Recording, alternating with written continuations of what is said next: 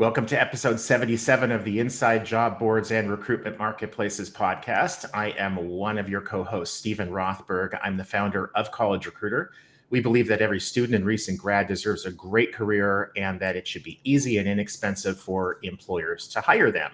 I'm joined today by two awesome people. One, my co-host, the other, our guest. Peter, good to see you. I've never heard you call me awesome before. You usually start with the awe, but then go somewhere else. So thank you for that today. I'm Peter Zollman, founding principal of the AIM Group. We do business intelligence, conferences, and consulting for the recruitment marketplace industry. We've been at it 26 years. We have RecBuzz coming up in April in Vienna, and we're joined by someone sitting in London, Dylan Buckley, co-founder of DirectlyApply. And here comes the first softball question. Dylan, tell us in 1 minute or less about DirectlyApply. You got it. Thanks, guys, for having me on. Long-time viewer, first-time caller, I guess. I'm Dylan. I'm one of the co-founders of DirectlyApply. We're a very small London-based job match technology company, but we service the US market entirely. So even though we sit here in the UK, we don't actually operate here in the UK. We operate entirely in the US. And our focus since we launched 6 years ago has been purely on building job matching tech. We are all engineers. We have no salespeople, no account managers. All we do all day, every day is we come to work and we try and match job seekers with jobs. Very cool. So I have already learned something. Well, two things. One, I learned that Peter appreciates compliments.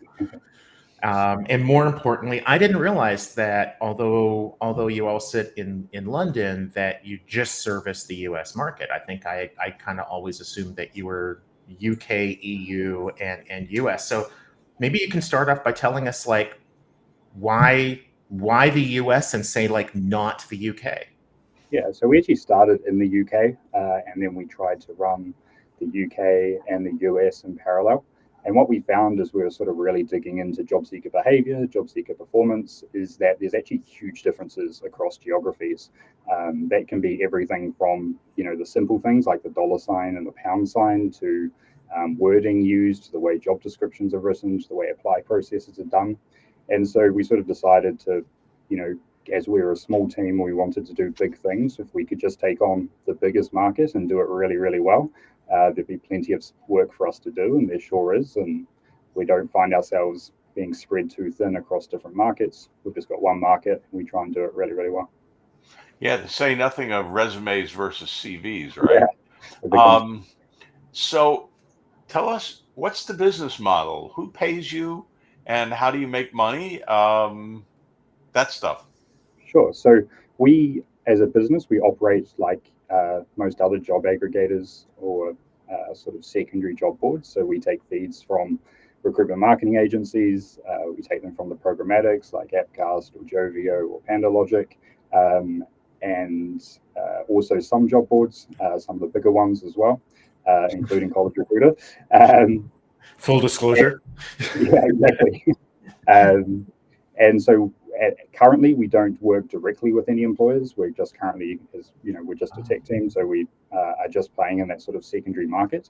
Our big point of difference is that we're not doing any of the syndication of content out. So all of the job seekers that come to DirectlyApply, they're coming to us to use our search capabilities, and then we match them with jobs that we have in the marketplace, and then they go off to apply.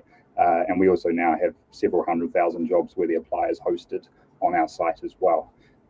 So that's our business model, kind of like everyone else, but just with the little twist that we're not doing the arbitrage. We're not trying to buy a click for 19 cents and sell it for 22. That's not our business. Our business is, bring job seekers that are looking for a job to our site.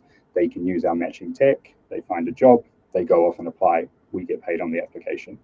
The majority of what we're selling to the programmatics and the media agencies is CPA buying. We do a little bit of CPC, But where we really thrive is in sort of CPA. We take all the risk, we get you great candidates and get paid on success.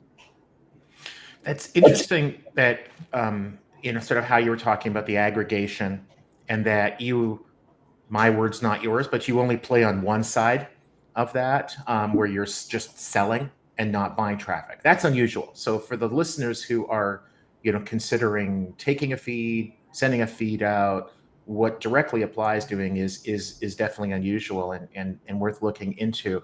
Maybe can you talk about how you see the difference between like an aggregator like yours that's very much into matching, getting that candidate to your site, matching them up against the jobs, versus a more typical aggregator where it's like, send your jobs out to maybe dozens of job boards and you get the clicks and you really have no control over what candidates see, quote unquote, your jobs and respond to those. Yeah, so the majority of the arbitrage aggregators don't even stop the user in between. They're merely a redirect mechanism. You end up in some job alert or on some site over here, you go through loads of redirects and you go through and there's a whole bunch of people making, very small amounts of money as you go through. And I guess when you're in that business, what you're trying to achieve on a day-to-day basis and the product that you're building, the outcomes are quite different to if you're like us, where we don't do that. And we're ever only going to get paid if we successfully match someone to a job. So, fundamentally, while the business models, I guess, are similar, the actual products are entirely different. I mean, there's some of these huge aggregators out there, and their entire business is how do we make sure, we're guaranteed to be buying at 19 cents and selling for 22 or whatever it might be. We don't even think about that at all. Our focus is on, once we've got this user, we know they're a user looking for a job because that's why they came for a job site, to a job site. So if they leave without finding a job, then we've done something wrong. Mm-hmm. Our focus is entirely on, how can we help them find a job, and that's the big difference there. And how are you developing your traffic? How are you getting people to come to DirectlyApply?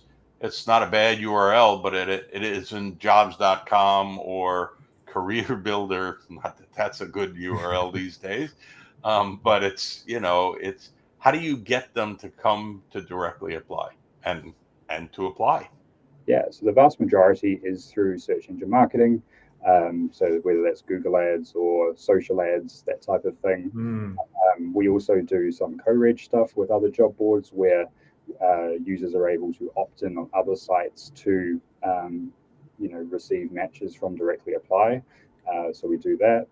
Lots of organic. And what we've also found is that, job seekers that came and used our service 2 years ago are coming back, and use us again for subsequent job searches when they're ready for a new change. So, we're sort of hitting that sort of age, the age of the business now, coming up 6 years, where we're beginning to see a lot of these repeat job seekers as well. So you mentioned that you've been in business for 6 years and that you've got a fairly small team. I think you said earlier, maybe just when we were in the green room before going live, that I think you said there are five of you. 6 in total. Yeah. 6 in total. So you plus 5. Yes. There, I did the math. Tell us a little bit about sort of the scale of the business. Maybe like, traffic, investment. Are you profitable? Just kind of give us an idea, like how big are you? Yeah. So we started 6 years ago. We took angel investment from a small family here in the UK. That investment is very small, sub $500,000, and we've basically run the business profitably since then. In terms of scale, it's several $1 million a year in revenue. Good profits on that as well. And yeah, we like keeping the team small, mainly because it allows us to remain very product focused. We don't need a team of 30 people or 40 people to build what we do. We just need a small team of really good people that understand what we're trying to do for job seekers, and that's entirely our focus. So we don't feel the need to take in large sums of investments from VCs or that type of thing. Will and I, my co-founder, we control the company, we can make decisions day to day. Things change all the time in business, so we've got the complete flexibility to do what we like. Cool. And how do you expect to grow it during the next couple of years, or do you? I mean, sounds like we all think growth is essential and got to have growth, but sometimes where we are is not bad. How do you intend to grow it, and if so, how? Yeah, we truly believe that the product will grow the business. So whenever we've made product improvements, we've received more traffic, more matches, more conversions. Things go really well, and so our focus is purely on driving that. We believe that if we make the best product we possibly can, then clients like to use it, and also job seekers. Cool. Well, I think we have time for just like one more really quick question. You and your team are in London. Businesses in the US do you think in a year or maybe 2 or 3, you'll expand into Canada, the UK, other countries? We've done a tiny bit in Canada before. It's an interesting market because there's a lot of job seekers, just not a lot of jobs.